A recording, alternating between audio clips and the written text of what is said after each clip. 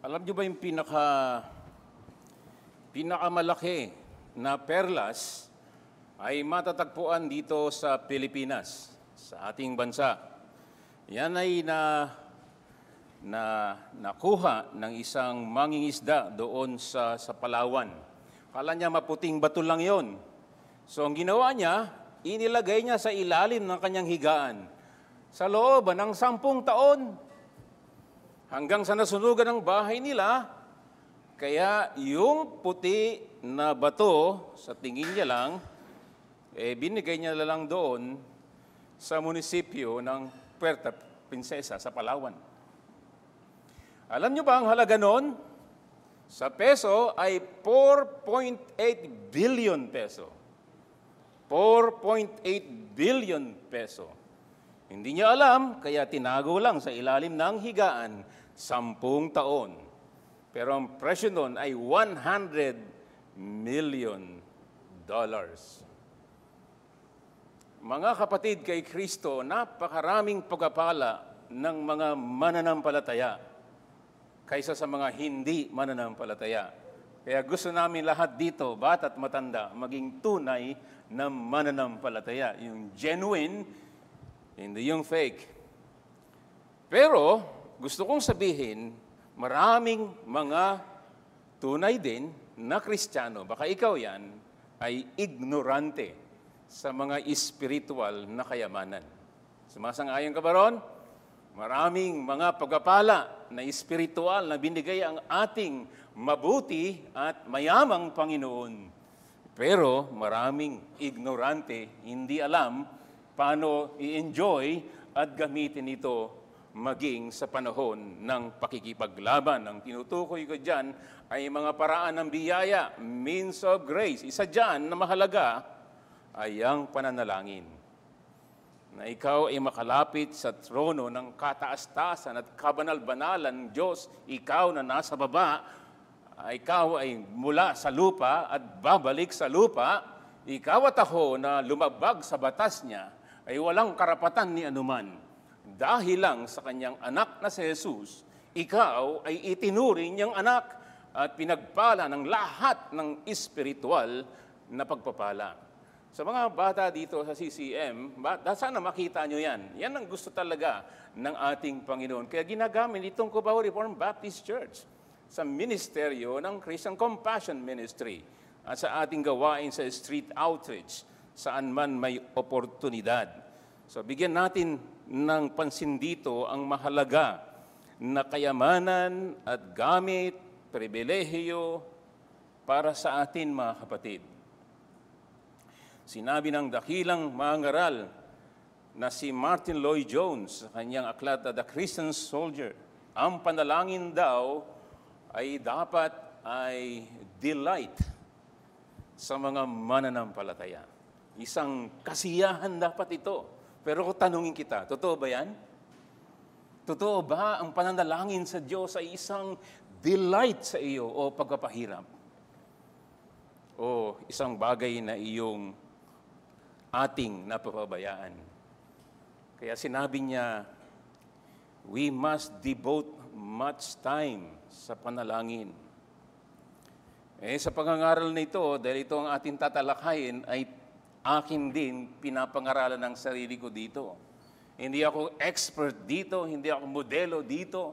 Ako ay fellow traveler sa patungo sa kanyang kaharian na may ganito ding struggle sa pangangaral.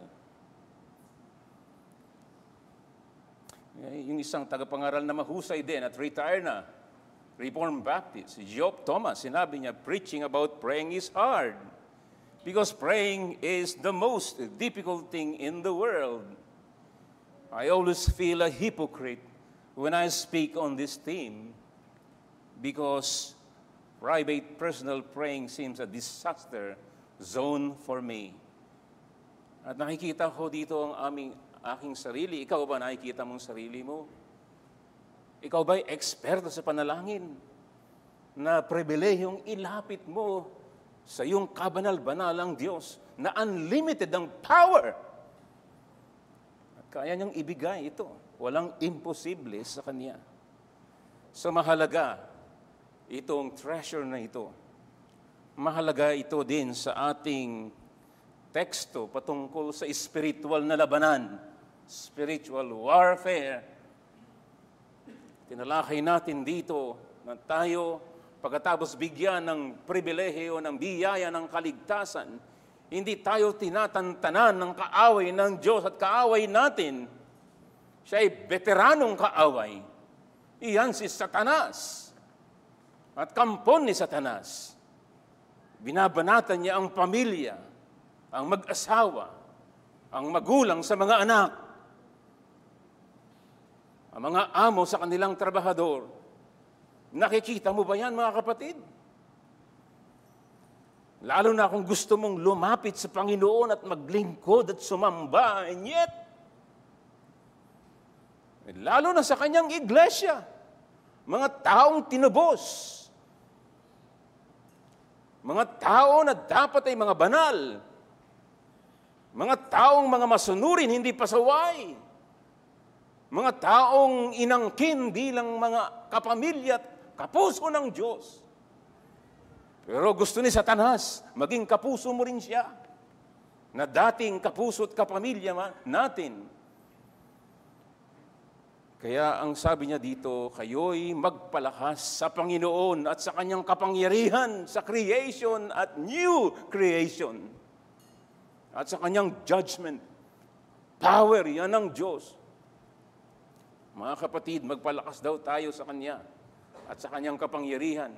Hindi lamang nakaraang linggo, iisuot ninyo ang buong armor of God. Yan ang ating responsibilidad na mahigpit ang truth sa belt of truth.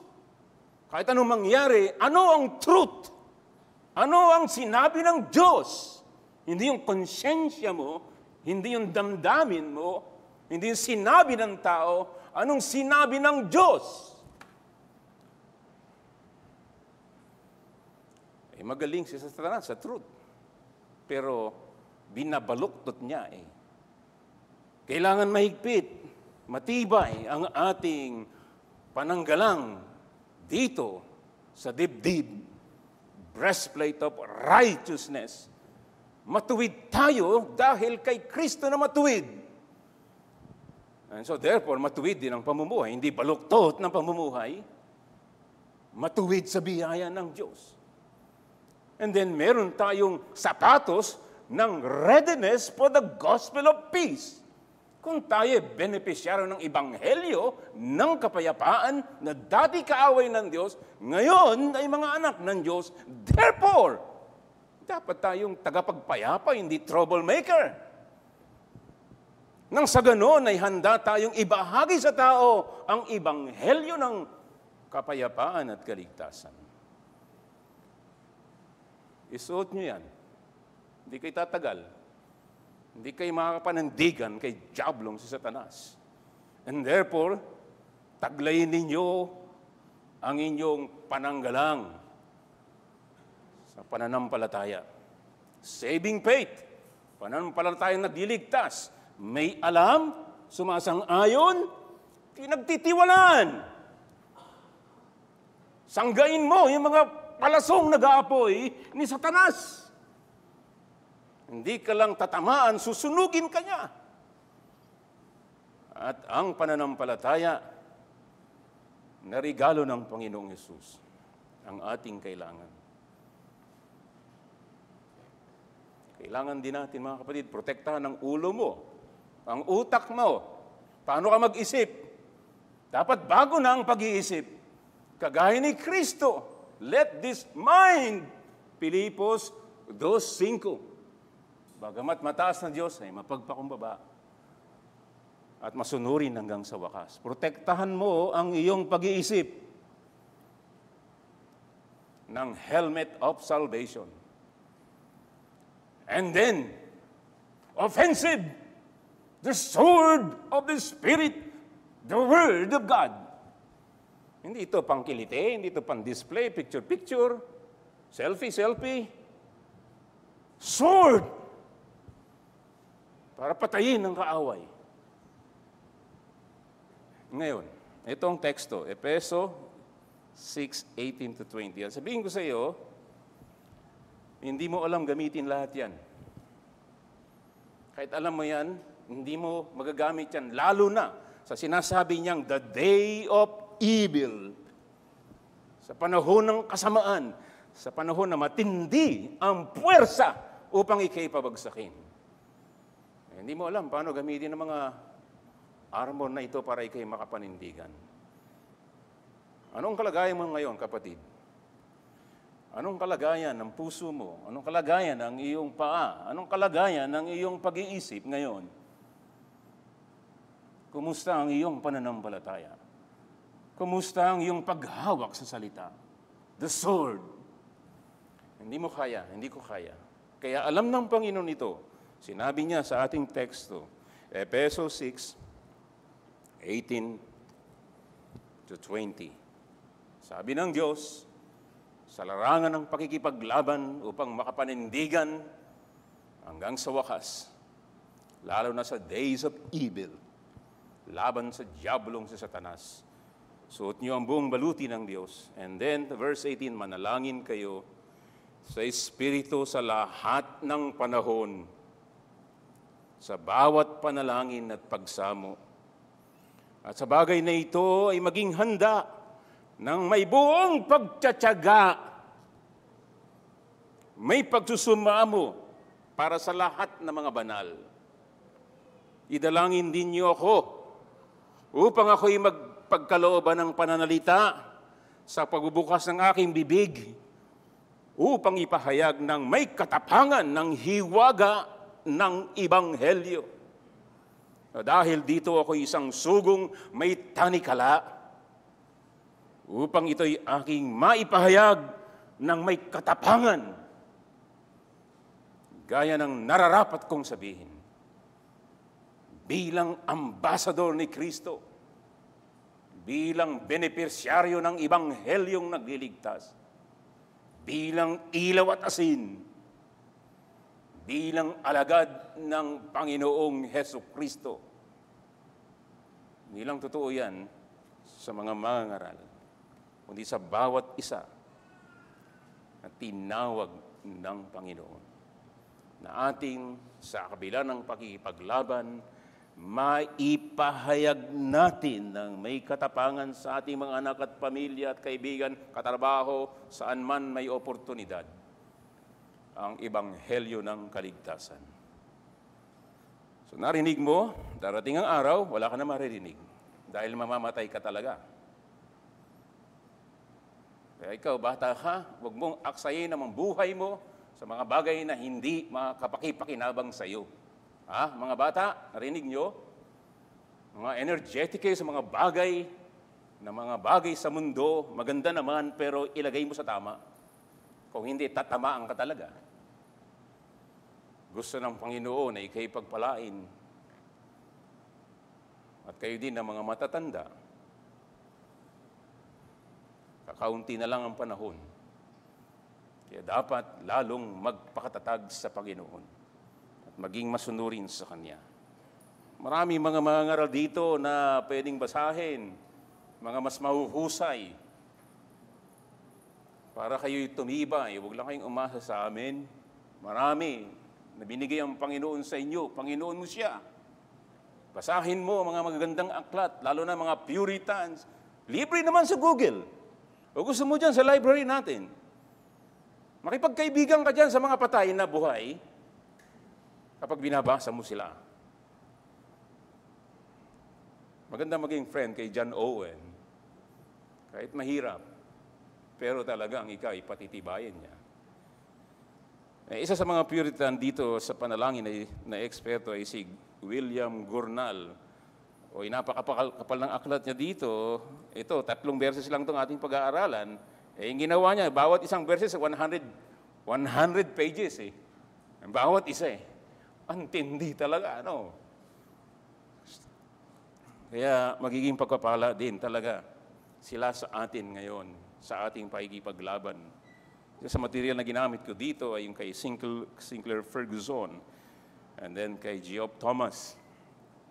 Dito sa talata natin, nakita natin maganda yung hatiin natin ang buong Epeso na kung saan ay pinaliwanag na sa kalahati, sa una na talaga tayo mga patay, pasaway at anak ng kapuutan, walang Diyos, walang Kristo, walang pag-asa. Subalit, Epeso 1, lahat ng spiritual na pagpapala sa iyo na dahil kay Kristo. At kabilang tayo sa kanyang mahal na iglesia na isasama niya magpakailanman. Habang tayo narito, kailangan natin na magbago ng pag-iisip. Angkop sa pagtawag ang pamumuhay, may kababaang loob. Tinalakayan sa Sunday School, hindi kayabangan, wala tayong ipagyayabang.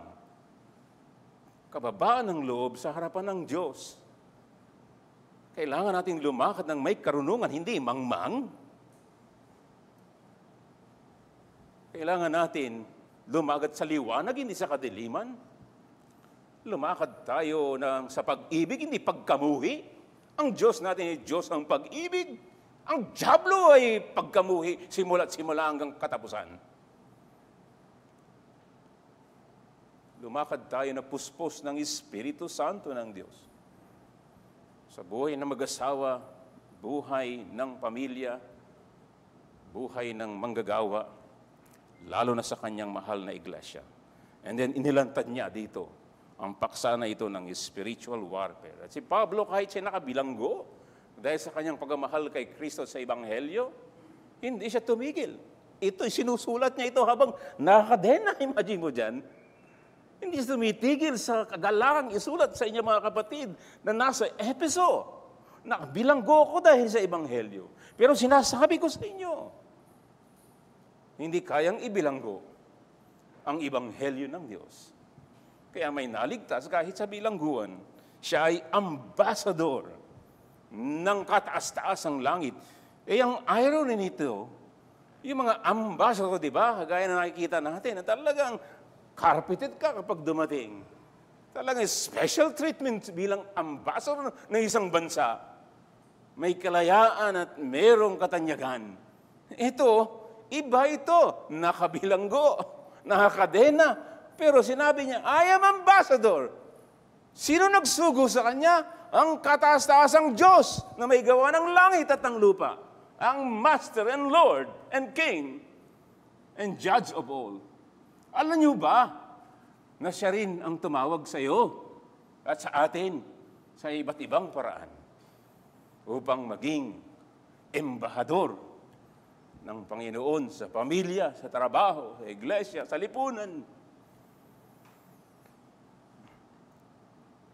Kaya matinding labanan, subalit itong panalangin ay hindi bahagi ng mga sandatang espiritual, kundi ito ay pagpapakita paano nyo gagamitin itong mga sandatang ito. Ito yung atmosphere, ito yung manner, ito yung paraan. Paano nyo gagamitin ang katotohanan, ang iyong pagiging matuwid, ang ebanghelyo ng kapayapaan, ang pananampalataya, ang helmet ng kaligtasan at ang salita ng Diyos. Paano nyo gagamitin ang lahat ng ito?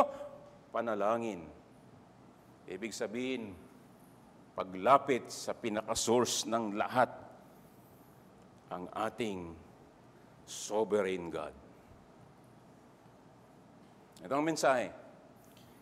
Sa pagpapalakas sa Panginoon at sa kanyang kapangyarihan, mahalaga ang pananalangin sa bawat bahagi ng espiritual na sandata ng Diyos upang tayo makapanindigan laban sa diablo at sa lahat ng kanyang pakana at tayo'y lumago din sa spiritual life para sa kapurihan at kalulatian ng Diyos. Anong panalangin ayon sa Westminster Shorty Catechism, question number 98? Ang panalangin ay pag-aalay ng ating mga kagustuhan sa Diyos. Mga bagay na agreeable sa kanyang kagustuhan in the name of Christ. At tayo ay nagpapahayag ng ating mga kasalanan, plural. At nagpapasalamat at ina-acknowledge ang lahat niyang habag sa atin. Kahabag-habag ka. Kahabag-habag tayo. Ina-acknowledge natin na tayo'y pulubi sa harapan ng Diyos. Yan ang prayer. Yan ang panalangin sa katas-taas ng Diyos. Ito ay duty and discipline, pribilehiyo para sa ating kabutihan at sa ating paglago. Para mag-glorify natin ang Diyos dahil yun ang purpose ng buhay mo, to glorify God and enjoy God now and forever. Hindi ka tatantanan ni Satanas. Ayaw niyang i-glorify mo ang Diyos. Gusto niya siya. Ayaw niyang mag-enjoy ka sa kataas-taas ang Diyos, ang ating Panginoon, sa mga bagay lang galing sa Diyos. Tama ba yan sa'yo? So, ang panalangin, mga kapatid, mga kaibigan, ay paraan ng biyaya at ito rin ay pribilehiyo. Hindi karapatan, ito'y pagpapala. Pribilehiyo lamang sa mga hindi karapat-dapat na kagaya mo at kagaya ko. Sabi ng mga ngaral, prayer for strengthening from God can be seen as a major way in which believers appropriate the divine armor and enable to stand para malaman niya paano gamitin itong spiritual armor at siya'y hindi bumagsak. Manatili, nakatindig. Kumusta ka, kapatid? Kumusta ka? Hindi ka na kailangan kamustahin ni Kristo. Alam niya na. At gusto niyang palakasin tayo. Ikaw, kapatid. Tinuturuan din dito, anong prioridad mo sa buhay bilang mananampalataya at mandirigma. Sinabi ni Edward Payson, prayer is the first thing, the second thing, the third thing necessary to minister. Pray therefore, my dear brother and sister, pray, pray, pray. Maganda, di ba, mga kapatid? Hindi kung anong problema mo yun, puro yun lang nakikita mo sa buhay. We are in the battle. Fight the good fight of faith. So, dalawang bagay. Number one, manalangin tayo sa Espiritu sa lahat ng uri ng prayer. Para sa lahat. Yan ang verse 18. Linaw naman eh. Lahat ng klase ng panalangin, gawin nyo. Kahit saang lugar, kahit anong panahon. Ang linaw ng salita, verse 18. Bulay-bulayin mo, kapatid. Number 2, manalangin sa Espiritu para sa tagapagpahayag ng Ebanghelyo nang may katapangan, tinawag tayo para dyan. Para palakasin ang bawat isa sa Ebanghelyo, and that's why the preacher said, preach the gospel to yourself every day. At meron tayong katapangan na ipaliwanag sa ating mga anak, kaibigan, kapamilya. Yesterday, nandun kami sa CCM. Salamat sa birthday ni Ate Edith. Doon na mga kaibigan niya na mga kilala talaga. At nakatabi ko doon sa upuan na mayroong pampainit sa paa ang abogado ng Citibank. And so, may oras lang ang pag-upo ko doon. 30 minutes ba? And so, 10 minutes, naubos na. Wala pa akong ginagawa. Wala pa akong sinasabi. 20 minutes na lang. At nakikita mo, 20, 19. Ganun na lang. Hindi. So, naganap ako ng pagkakataon kami magkwentuhan hanggang ang target ko ay Ebanghelyo. At bago maubos ang init ng nasa paa ko, naipahayag ko ang mainit na Ebanghelyo sa kanya. At dalangin ko na siya'y maligtas sa kabila ng kanyang pagpapala. Higit sa lahat, ang Ebanghelyo ng kaligtasan naway ipagkaloob sa kanya. So number 1, manalangin tayo sa Espiritu. Sa lahat ng uri ng panalangin, para sa lahat. Yan ang malinaw sa verse 18. Sinabi ni Ferguson, this is perhaps Scripture's most comprehensive single sentence on how we are to pray. Paano tayo manalangin? Meron tayong lesson talaga matututunan dito na basa. Narinig natin kanina yung Lord's Prayer ng ating Panginoon. Ang sabi ng Panginoon, huwag kayo magang hypocrite, ganito kayo manalangin. Kayo nakabilang sa aking kaharian. Ipanalangin ninyo sa inyong panalangin, Our Father in heaven, holy is your name. Ibig sabihin, tayo'y tinuturuan sino siya. Banal, banal, banal. At hari talaga. Your kingdom comes. Talagang siya ang hari at may kaharian. Yan ang preoccupation dapat. And that means ito ay patungkol sa evangelism, discipleship, mission. Hindi siya konsumisyon. Ito talagang dahilan. Bakit tayo tinawag mula sa kadiliman tungo sa walang hanggang kaliwanagan para nasa dilim?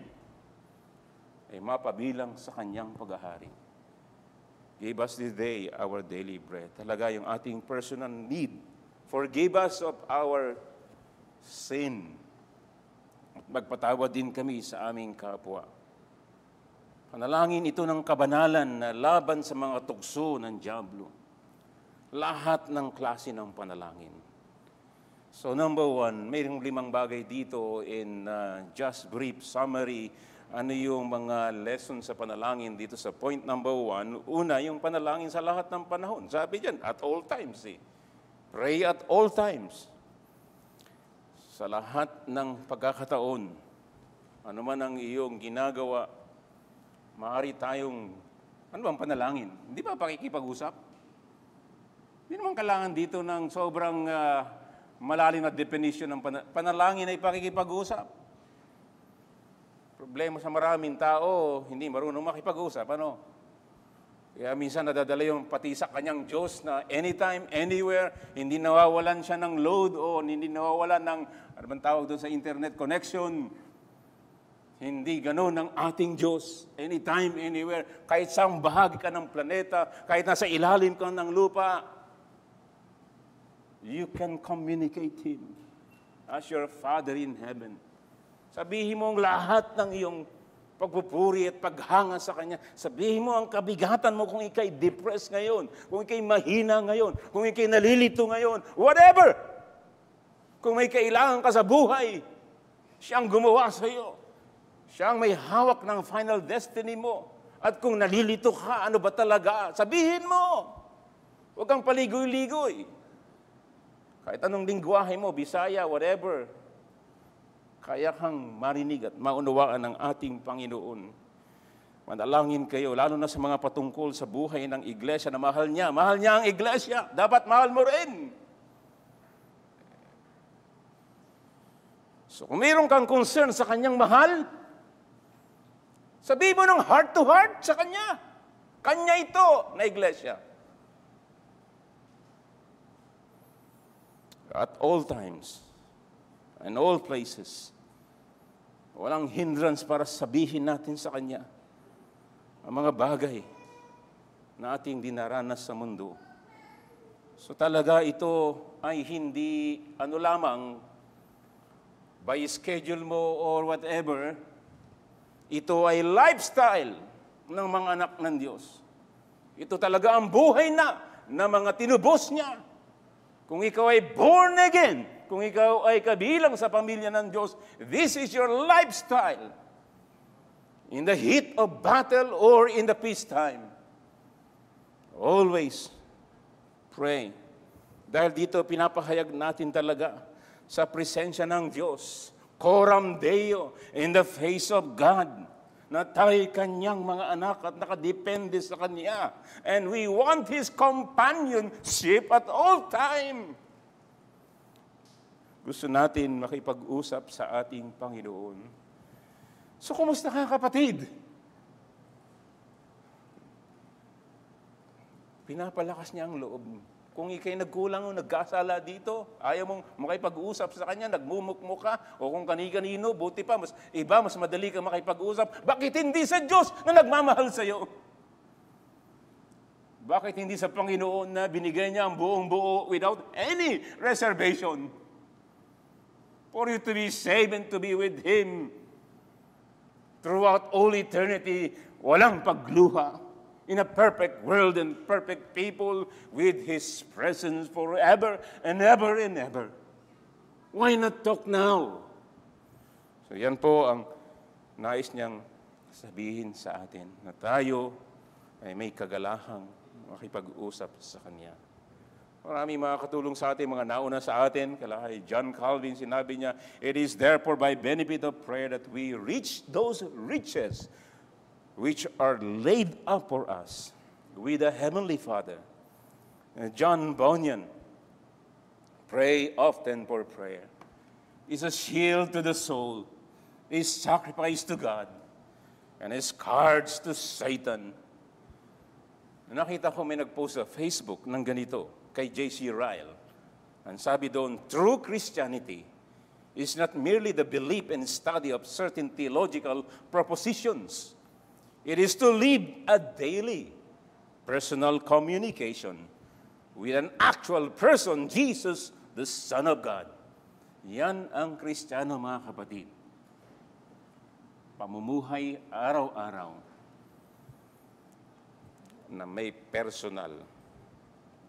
Iba pa yung corporate bilang iglesia. So pray with all prayer and petition at all times. And then sinabi sa teksto, panalangin sa Espiritu Santo ng Diyos.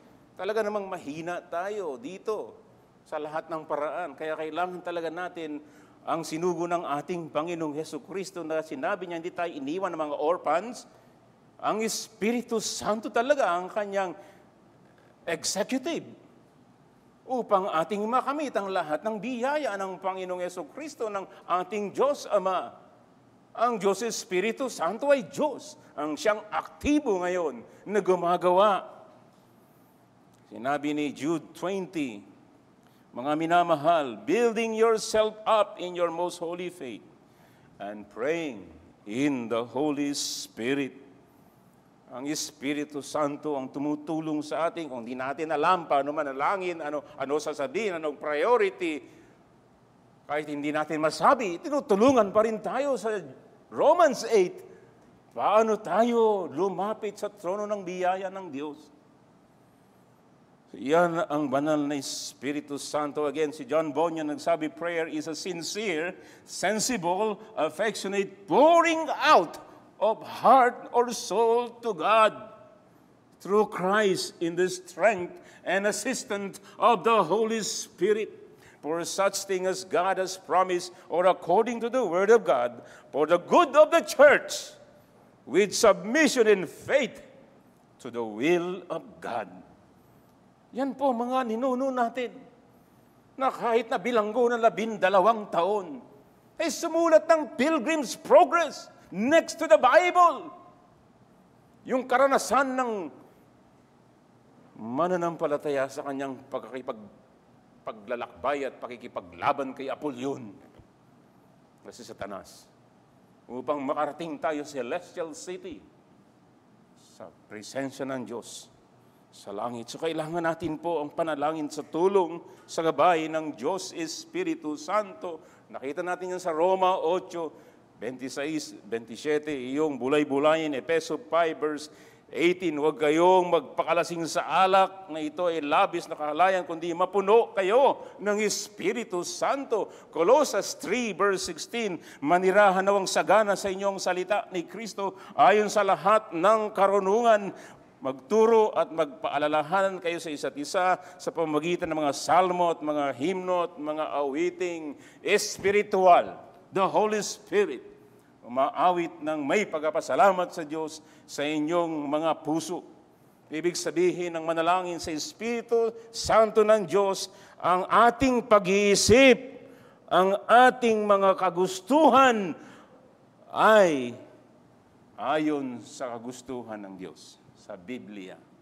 Yan ang ibig sabihin. Inaayon niya ang ating isip, ang konsyensya sa kagustuhan ng Diyos, sa infallible, authoritative, unchanging Word of God. Kaya sabihin mo, ako'y puspos ng Espiritu Santo pagkatapos ikay pasaway sa kanyang salita. Hindi ka puspos, ikay kapos. At pinipighati natin ang Espiritu Santo ng Diyos. It is not good for us, it is not good for the church na mahal ng Panginoon. At kayo mga tao, mga bata at matanda, kung binabaliwala ninyo ang gawain ng Espiritu Santo na palinawin sa iyo kung sino si Kristo, not the only way, the truth and the life, at hanggang ngayon ay hindi kayo nagpapakambaba para ipahayag nyo kung kayo sumasampalataya na maging bahagi ng kanyang iglesia. Pinipigatin nyo siya. Nais namin kayo ay talagang mapagpala ng Panginoon na kung saan ang inyong isip, ang inyong konsensya, ang inyong mga pangarap at kagustuhan sa buhay ay incline sa kagustuhan ng ating mabuti at banal na Diyos.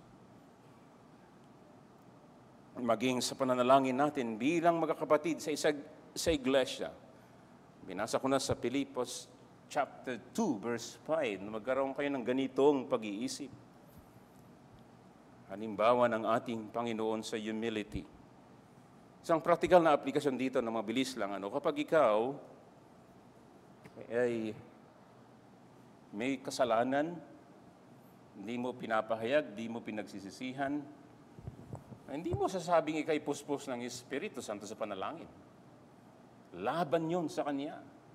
Nilalabanan mo siya and you cannot win. Hindi ka magkakaroon ng kapayapaan at hindi ka magiging kagamit-gamit, magiging katitisuran ka pa. Stumbling block. I appeal to you. Itong salita ng Panginoon. Manalangin ka sa lahat ng panalangin at sa Espiritu Santo ng Diyos.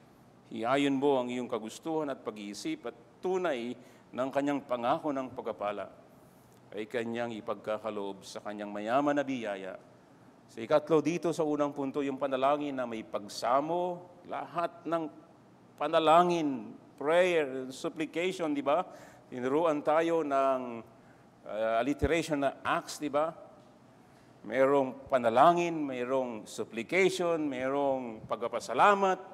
Lahat ng klase ng panalangin, 1 Timothy 2 verse 1, ating ialay ito sa Panginoon, ilapit natin sa Kanya. Mga sitwasyon sa iyong personal, sa iyong pamilya, sa iglesia, ihayag natin ito sa ating Panginoon. Efeso 1:16, 17, sinabi ni Pablo, hindi ako tumitigil sa pagpapasalamat para sa iyo, para sa inyo, na binabanggit ko kayo sa aking mga panalangin. Nabigyan kayo ng Espiritu ng karunungan at maluwalhatin ninyo ang inyong Diyos, ang ating Diyos. At yung Efeso 3:14-21. Pray with all kinds of prayer. May adoration, may confession, may thanksgiving, may supplication. Sabihin natin ito sa Kanya, sapagkat siyang ating mabuting Diyos, Ama na handang makinig palagi. Ang point dito talaga, ito ipagpapakita ng relasyon sa Diyos. Ipapakita nito kung malayo ka sa Kanya o malapit ka sa Kanya. Kung kayo tunay nagmamahal sa Kanya o kailangan mong palaguin ang iyong relasyon sa ating mahabagin at mabuting Diyos. And then alerto, may pagtsatsaga sa panalangin. May pagtitiis, may pagtsatsaga kagaya ni Pablo. Di ba, binigyan siya ng tinik sa laman. Hindi natin alam kung ano yun, pero yun hadlang sa kanyang paglilingkod. 2 Corinthians 12:7-9. Binigyan ako ng tinik sa laman, and yet, sinabi ng Panginoon, my grace is sufficient for you. Sapat ang biyaya sa iyo. Hindi dapat maging hadlang, maging ang tinik sa laman upang ikaw ay maging instrumento sa kaharian niya at sa kaligtasan ng marami. Encouragement ng iyong kapwa manlalakbay sa mundong ito. Pagtiyaga, mga kapatid, sa personal prayer, family prayer, and prayer meeting. Sinabi ni Spurgeon, anong sekreto niya sa kanyang success? My people prayed for me. Let me ask you, brothers and sisters, members of Cubao Reformed Baptist Church, do you really, really, really pray for us? So that we may serve the Lord in you. for a very short time. We are now in senior moments. And we will soon be gone. We need your prayer for us to be humble, for us to be wise with heavenly wisdom, so that kapag nagtayo kami sa inyo, yung salita niya at prinsipyo ng salita ang masasabi namin sa inyo upang mapalapit kayo kay Kristo. Magsamba kayo ng tapat kay Kristo. Maggala kayo kay Kristo. Rejoice in the Lord always. Again, I say, rejoice. Saan yun sa Bible? Pilipos 4:4. At ang kapayapaan niya isa sa iyo. Iyan ang sabi ng Panginoon. And then, panalangin para sa lahat ng mananampalataya. There is a good quotation here. Babasahin ko si David Pidis ang pangalan niya. Another thing to remember in the fight against Satan is that you're not the only soldier in this struggle. If you are a Christian, you're part of an army. You should care not just about yourself, but about your fellow warriors in this struggle against Satan. What happens to any part of the church affects the whole church. 1 Corinthians 12:26. Sa Tagalog, ang sakit ng kalingkingan, dama ng buong katawan. Huwag mo sabihin, ika'y nasa maliit lang na bahagi. Kapag ika'y lumihis sa kanyang kalooban, hindi lang sarili mong iyong sinaktan, ang buong katawan. If you succeed against Satan, it helps your fellow soldiers. If they succeed, it helps you. If you fail, it hurts their position. If they fail, it hurts you. The Apostle Paul says, who is weak, and I do not feel weak, who is led into sin, and I do not inwardly burn. In 2 Corinthians 11:29. In the Lord's army, it's all for one, and one for all. So when you pray, don't just pray for yourself. Pray for all who are working and fighting for the Lord along with you. Mga kapatid, kay Kristo, kailangan ng reformasyon sa ating pag-iisip. Hindi ka naging membro para sa sarili mo lang. Ibinilang tayo ng Panginoon. Ininlist tayo ng Panginoon sa Kanyang mahal na iglesia. So isipin natin, hindi lang ating sarili, kundi tayong lahat susulong bilang isa kay Kristo at sa Kanyang kalawalatian lamang. Especially, pinapakita dito talaga na tayo manindigan sa ating Panginoon. Suot ang buong baluti. And then, ang panalangin ang magtuturo sa atin paano gamitin ang lahat ng ito so that makapanindigan tayo kasama ng mga kapatid na nakikipaglaban sama-sama para kay Kristo. And that means, mga kaibigan namin, walang Lone Ranger dito. Kung ikay mananampalataya, makisama ka, makibahagi ka. Ang mga miyembro naman, hindi lang naman yung ikaw ay dadalo dito pag Sunday at minsan wala. Kabahagi ka ng iyong kapamilya. Sana madama mo ang kakulangan kung wala iyong mga kapatid. Sana madama mo ang damdamin ng mga kapatid. Sana tayo ay baguhin ng Panginoon. Yung ating inaawit, stand up for Jesus. Ye soldiers of the cross, lift high His royal banner. It must not suffer loss. From victory unto victory, His army shall He lead, till every foe is vanquished, and Christ is Lord indeed. Stand up for Jesus. Stand in His strength alone. The arm of flesh will fail you. Ye dare not trust your own. Put on the gospel armor, its peace. Put on with prayer. Where duty calls or danger, be never wanting there. Stand up for Jesus. The strife will not be long. This day, the noise of battle.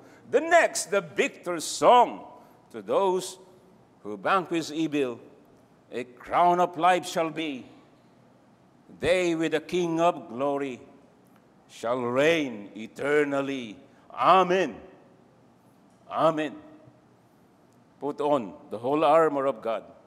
Put on with all prayer, so that we might be able to stand. And very briefly, panalangin sa Espiritu para sa mga tagapahayag ng Ebanghelyo ng may katapangan. Malinaw ito sa salita ng Diyos. Verse 19 and verse 20, sa Apostle Paul ay nakabilanggo siya dahil sa Ebanghelyo. At siya ay matapat na lingkod ng Panginoon kahit sa bilangguan. At siya mismo kahit apostol na siya. Wala nang apostol ngayon, patay na lahat. Pero meron tayong sulat ng apostol. Sila mga official interpreter ng lumang tipan. Sila ang mga tinawag at sinugo ng ating Panginoong Jesucristo. Wala nang apostol ngayon. Fake yun pag nagsabi siya. Pero kahit na siya apostol at talaga nakita niya ang Panginoon face to face. Sa espesyal na paraan, and yet, tingnan mo, sinabi niya, idalangin din ninyo ako. Hindi ba yan ay humility? Hindi ba yan nakagaya ng Panginoon kahit na siya ay anak ng Diyos, siya ay nananalangin talaga? Ikaw kaya? Ikaw kaya? Ako kaya? At malinaw sa iglesia. Sinulat ito sa iglesia. Ito ang buhay ng iglesia. Buhay ng pakikipaglaban para saan? Para sa ating sarili lang? Para makarating tayo ng okay sa alright sa langit? And then, thank you. Mga kapatid, dapat malinaw sa atin, tinawag tayo para sa Ebanghelyo. At least sa akin, malinaw, naligtas ako sa Ebanghelyo doon sa Saudi Arabia. Kahit bawal doon, niligtas ako ng Panginoon. Kaya nakatayo ako sa inyo ngayon. Kasama si Isabel din, ganun. Kayo din. Tinawag kayo, niligtas kayo ng Ebanghelyo. Tanong, pagkakahit mo ba ito sa iba? Hayaan mo ba mga problema mo sa buhay para hindi mo magawa ito once in your life? Or kung may pagkakataon, are you so proud and selfish to think about yourself only? Si Paul hindi. Kahit nabilanggo siya, humanap siya ng pagkakataon at humihingi ng panalangin. Anong specific na panalangin? May bukas ko ang aking bibig at salita ng Diyos. And that means Ebanghelyo. Upang maipahayag ang hiwaga ng Ebanghelyo. Hiwaga yan noon. Pero ngayon ay inilantad na ng Diyos sa bagong tipan. Ang tagapagligtas ng sanlibutan ay walang iba kundi ang Mesiya, ang Genesis 3:15, na dudurugin niya si Satanas. At siyang namatay sa Kalbaryo, at siya'y buhay, at siya'y hari, at siya'y babalik. Yan ang good news sa bad news na mundong ito ng kasalanan. Ang sabi ni Pablo, please pray for me. Kahit na siya'y apostol. Yan ang karakter ng mga pastor, mga tagapangaral, at yan din ang dapat karakter ng lahat. Na meron tayong humility and sense of total dependence. We need the Lord. We are nothing. Please, pray for me.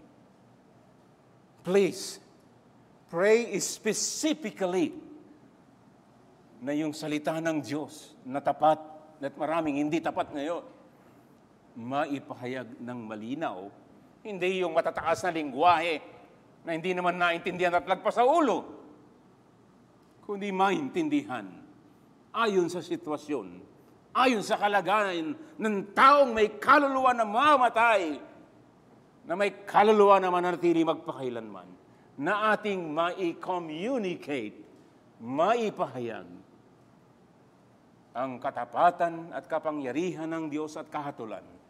Subalit may magandang balita, ang Ebanghelyo na nagliligtas. Mga kapatid sa CCM, yan sana ang inyong maging patuloy na goal sa ating mga anak diyan, na maintindihan nila ang Ebanghelyo ng kaligtasan saan man may pagkakataon, at lalo na sa ating pagtitipon, linggo-linggo.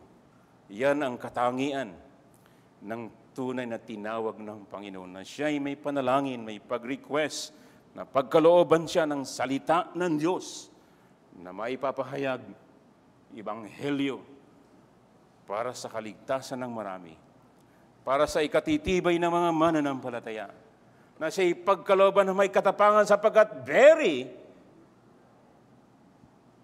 hard, lalo na yung kagaya ni Pablo. Ang mga tao napaka-intimidating. Sa harapan ni Nero o sa harapan ng mga emperor, sa harapan ng mga gobernador, magsasalita siya ng Ebanghelyo. Are you fool? Yun talagang sinabi niya, hangal ka, wala ka na sa katinoan. In the same way, ang mga tao ngayon ayaw makinig sa mga bagay na espiritual mula sa kabanal-banalang Diyos. And so, may experience ka ba na nahihiya ka? Hindi ka nahihiyang pag-usapan ng mga bagay sa mundo. But when it comes to the gospel, when it comes to the only hope of mankind, ikaw ba'y nahihiya? Ikaw ba'y nanghihina? And so therefore, welcome to the club. Apostol na ito eh. Nangingi siya ng panalangin. Kailangan lang natin maging matino ang ating pag-iisip. Ng ating Panginoon ay nagsasabi sa atin ngayon, right here, right now, put on the whole armor of God. Be strong in the Lord. And then let us pray. Manalangin tayo sa isa't isa para yung salita ng Diyos sa Biblia. Hindi tayo nag-iimbento. Ito ang salita ng Diyos. Ang daming material na ngayon para hindi tayo magkamali. And then, kailangan natin ng katapangan sa mga sitwasyon na kailangan magsalita para sa Ebanghelyo ng kaligtasan. So magtatapos ako dito mga kapatid. Sana na-encourage ikaw at ako din ng kahalagahan ng pananalangin sa pakikipaglaban sa diablong si Satanas. Ating naikwento ko na rin yung panahon ng gera noon ng France against Russia, si Napoleon, na talaga gusto niyang sakupin ng buong mundo. At dito sa Russia, alam mo, malamig talaga dito sa lugar na yon. At nilusob niya ang Russia. Ang dami ng mga sundalo niya. Ang strategy ng mga Russian doon ay umatras. Pagkatapos yung mga supply, susunugin nila. And so therefore, yung mga humahabol sa kanila na mga French soldiers, ano nangyari? Naubusan ng supply. Maraming nanginig at namatay sa lamig. Na frozen sila. Kailangan ng supply para makipaglaban. Naubusan ng supply. Mga kapatid, kay Kristo, saan ang source ng supply natin bilang Kristiyano at pakikipaglaban? Saan ang source? Saan ka humuhugot? Saan ang malinaw sa iyo na source for you para ma-recharge and fight again and pray? Sa ating mahabagin, mapagmahal, soberano na Diyos natin. Siya ang source. That's why manalangin tayo sa Kanya. Yan ang ating source. To be strong in the Lord. And fight the good fight until the end. So that we might be able to stand. Di ba, nakwento ko nakaraan si Christian sa Pilgrim's Progress. Bumagsak talaga siya dahil kay Apollyon, talagang last na yun. Pero naisip niya, wala akong protection sa likod. There's no other way but to face head on, face to face, with full armor of God and sword of the Spirit. And so, tumakbo si Apollyon. So there's no other way. We must face our enemy. And with confidence, with God is on our side. if you are truly in the side of sovereign God. Sa pagtatapos, marami dito hindi pa siguro mananampalataya, no? Mga bata at matanda, kabataan. Alam niyo ba, anniversary ngayon nung Titanic, nung matuklasang naandun siya sa kaila-ilaliman, na once upon a time, ay makapangyarihan at maganda ang lahat ng kayamanan at mga matatalino, mga tao na mayabang na hindi raw kayang palubugin kahit ng Diyos ang Titanic. So lumubog siya. Ngayon ang araw, same day, 1985, nakita doon sa kaila-ilaliman. My point is, huwag kayong magyabang sa Diyos na gumawa sa inyo at nagpapakain sa inyo. Bawat hininga. Marunong ka ba sa mathematics? Bilangin mo ilang beses kang humihinga in 1 hour and multiply that in 24 hours. Sabi niya, come to me. Patatawarin ka sa lahat ng kasalanan at magiging anak ka ng Diyos. Kapag ikay anak ng Diyos, fight the good fight. Trust in the Lord. And we shall be with Him forever and ever in heaven. New heavens and new earth. Let's pray. Aming Ama sa langit, nais namin po na ikay itaas sa iyong kabutihan na ipahayag ang iyong kalooban na kami magkaroon ng magandang relasyon sa iyo, lumago sa pamamagitan ng panalangin, upang kami, Panginoon, ay makapagbigay ng kaluwalhatian sa iyo at makipaglaban na nakatindig para sa iyong kaharian at ibanghelyo. Sa iyong papuri sa pangalan ng Panginoong Yesus. Amen.